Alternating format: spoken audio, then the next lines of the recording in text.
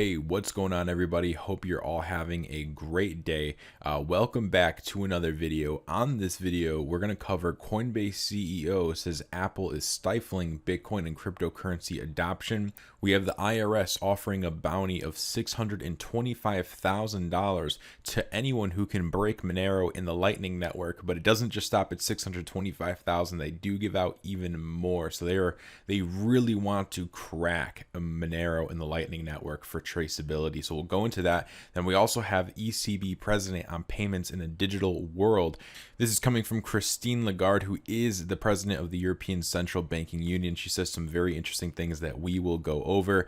If you're new here, make sure you subscribe. You get a video like this daily where we cover Bitcoin, altcoins, and everything going on in the crypto space. So make sure you subscribe and hit the bell so you're notified when we upload. And with that said, let's hop right into this. So the CEO of the digital currency exchange Coinbase says Apple is hampering the adoption of Bitcoin and other cryptocurrencies. Brian Armstrong, which is the CEO of Coinbase, says the tech giant has not been very welcoming of opportunities that involve cryptos.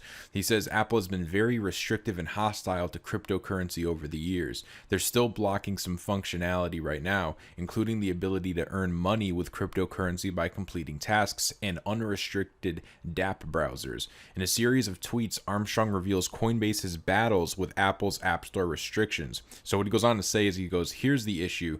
Apple has told us we cannot add the following functionality in our iOS apps. 1, the ability to earn money using cryptocurrency, and 2, the ability to access decentralized finance apps. And from a first glance, just reading this over, I think if people could go into the Apple App Store, download Coinbase, and have the ability within Coinbase to earn money with their phone, earn cryptocurrency, I think that would be crazy for adoption. And if Apple wants to stifle it, that'd probably be one of the best ways, right? Stifle the way for people to earn money from their phones. That would be pretty insane. So Armstrong continues going on. He says Apple also has a conflict of interest in applying these App Store restrictions. While they are ostensibly designed to protect customers, it increasingly looks like they are also protecting Apple from competition. Armstrong reminds Apple of what happened to Microsoft when it compelled Windows users to use the company's own web browser.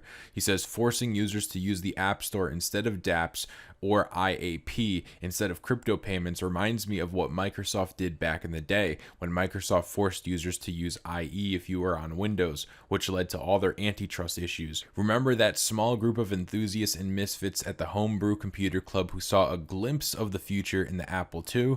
Big ideas sometimes start off looking like toys. That is exactly where Bitcoin was just a few short years ago, and a major transformation in financial services is now underway. So crazy, guys. It's crazy to see that Apple is trying to stifle cryptocurrency and Bitcoin adoption, and they're trying to hinder Coinbase. I think that is interesting. I didn't really think Apple would be anti-crypto to the extent of stifling Coinbase and getting them to be able to have dApps and earn money from Coinbase and in the app.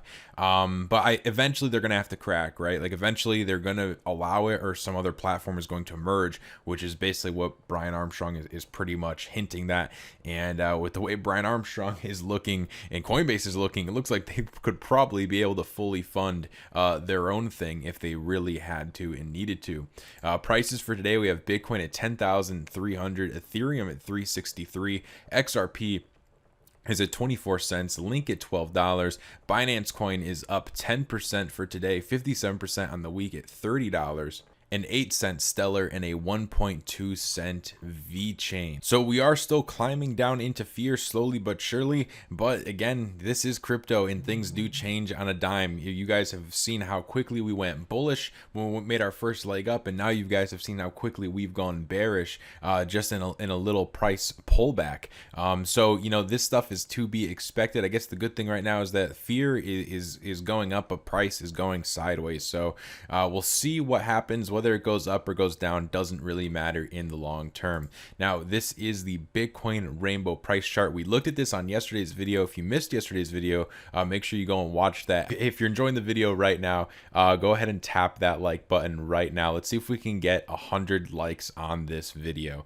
So yeah, guys, when we look at the Bitcoin rainbow chart, again, we covered this on yesterday's video. Highly recommend you go and check this video out. We basically cover, whether or not the bull run is starting. We go over a couple different scenarios scenarios that could happen from here on out. But this rainbow chart I wanted to show you guys again, because when I first started this channel a couple months ago, I was showing you guys this chart every single day. So I thought it'd be cool to come back here and show this and just remind ourselves of where we're going in the long term. You know, a lot of people think that right now Bitcoin is at a make it or break it stage. You know, it's like we either pump up or this is it. We're going back down and that's it, and Bitcoin's over. But the reality is, when you look at this long-term Bitcoin chart, if we were to go back down, that wouldn't be the end of the world at all. And right now, Bitcoin is not at all at a make it or break it price point. I wouldn't say it is. I would say we were more so at a make it or break it price point back in March, when we dropped down to saying here 44,000 euros, but it was about $4,400 as well. And back here, when we dropped down to basically what is this lower blue regression band, right? When we were down here, that seemed a lot more make it or break it. You know, it's like we either have to go up or we go into this white space below. And, you know, we don't want to go into the white space below. We don't want to find out what happens. But as we can see right now, Bitcoin is not even at the bottom of this lower band. In fact, in this a couple months ago, we did hit into the white space. We actually penetrated through it. So Bitcoin could go down from here a couple $1,000s, and we'd actually still be sitting in this rainbow chart absolutely fine. So I wanted to show you guys this just so everybody can kind of calm down a little bit. You know, it's not the end of the world. Yeah, we've pulled back, we're trading sideways, but again, most of you guys are here for the long term, so let's actually look at the long term. And the long term is showing us that, you know, it's not make it or break it time. If we go down, it's not the end of the world, because I know if we do start to slip again, there's going to be a lot of people selling, and unfortunately, it's going to be, you know, I think it's going to be people selling right before Christmas, right? That's what it's going to be like. It's like you're selling right before everything, all the good stuff is just about to happen. But yeah, that's the Bitcoin rainbow price chart. Now, if you guys are enjoying the video, make sure you subscribe. Again, we make a video going over crypto every single day, yada yada. You guys get the deal. Sub, hit the notification bell, and the IRS is offering $625,000 bounty to anyone who can break Monero and Lightning Network. If we scroll down here, the official proposal was published last week, and the IRS will accept submissions in the form of working prototypes until September of 16. If accepted, applicants will receive an initial payment of $500,000. So if they accept you, it's $500,000, and then if you can crack it, it's $625,000. The grant will allow applicants to develop their prototype into a working concept over the next 8 months. Once the pilot test is completed and approved by the government, a further $125,000 grant will be awarded. Now, what they say is the IRS is seeking a solution with one or more contractors to provide innovative solutions for tracing and attribution of privacy coins, such as expert tools, data, source code, algorithms, and software development services. Remember all that stuff about Bitcoin being completely private, untrackable, untraceable?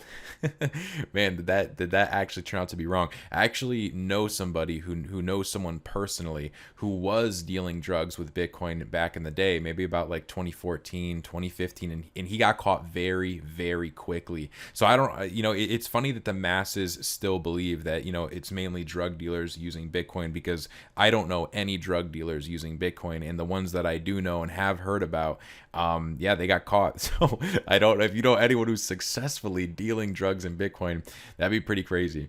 But if no one is dealing drugs in Bitcoin, right? If we know it's not really criminals who are using Bitcoin, which is traceable, and the IRS is offering bounties to people who can now break privacy coins like Monero and completely trace and track the Lightning Network, why do they want it? Why do they want to trace and track everything? And you know, my only thought could be taxes. You know, I think the days are going to be gone where you could do a side job or you could get side money, because if cash is completely out of the system and the IRS is running on third party expert software, possibly AI controlled software that will be looking at all of the money flows, inflows, outflows, everything like that. The days of doing side jobs and the days of doing anything tax free, or being giving birthday money tax free, or just giving money away to your friends or family without it being taxed, are over. And that is something to think about. And so it's going to be interesting here to see if someone can crack Monero, right? Monero is supposed to be completely private. Nobody can crack it. If they can crack it, will there be any any safe place for us to keep our crypto that is completely private? Will that exist in our future? That is something that I would be very much looking forward to seeing. Now, moving on to the ECB president on payments in a digital world. So we're not going to go over the entire article. I want to go over these main points because these main points are very interesting. I think they're worth talking about. Now, the key points taken away, and this is from Christine Lagarde's speech, who is the president of the European Central Bank. She says, well, she doesn't say, but the point that she made is consumer preferences are changing, and the pandemic has accelerated the transition towards a digital new normal. Okay, so we've been seeing this new normal stuff. We've been seeing it since the pandemic hit, and now it's she's using the term digital new normal. So let's continue to look for this verbiage. Let's see if the mainstream media starts talking about a digital new normal at all in the weeks and months to come. Competition to dominate payments on a global scale is ongoing. So what are the entities that are competing to dominate global payments? Those are things to think about, right? If competition is ongoing, who are those competing entities? I think we know a few of them. Protectionism and sanctions present new risks of payment disruption. Sovereign currency, monetary sovereignty could be weakened by digital currencies, and consumers must have the possibility to pay with sovereign money. Without a monetary and regulatory anchor, the stability of payment systems would essentially depend on the safety of private money issuers. The new European Payments Initiative's aim is to offer a pan-European payment solution that is secure, cheap, and widely accepted. A digital euro would need to be designed to meet the public's demand for digital payments without discouraging or crowding out private payment solutions, and a Eurosystem task force is expected to present their findings on a digital euro to the public in the coming weeks. So we are moving this way, guys. If you've had your money parked in cryptocurrencies, if you've believed that we are going cashless, if you've believed that the world is going to go to digital payments, that we're going to bank the unbanked, well, here it is. We can now see the powers, the leaders of this world are moving that way. It is their agenda. It is their will. And at this point, it kind of feels like we're just riding the coattails. And the crazy part is the ride has really just begun. We are still laying the infrastructure. We are still in the testing. Now, maybe we're closer to the end of that testing. I'm not going to sit here and act like I know exactly where we are on the timeline here, because I absolutely don't. And I wouldn't trust anybody who tells you otherwise. If someone said they know exactly when the timeline is of when crypto adoption is happening, they can play their Nostradamus fantasy somewhere else. It's not gonna, I'm not gonna listen to it. But we can't deny the fact that all of these things are lining up. The infrastructure is being built. They are testing. We know Fed is testing the Fed now payment system. We know our governments around the world are educating and implementing blockchain technology, learning about it. It's here, guys. It's here. It is here. And at this point, it's just a waiting game. So if you guys enjoyed this video, please drop it a like. Also, let me know in the comments what you think down below about this entire situation that's going on. And with that said, I will see you all on the next video. Have a great day, everybody.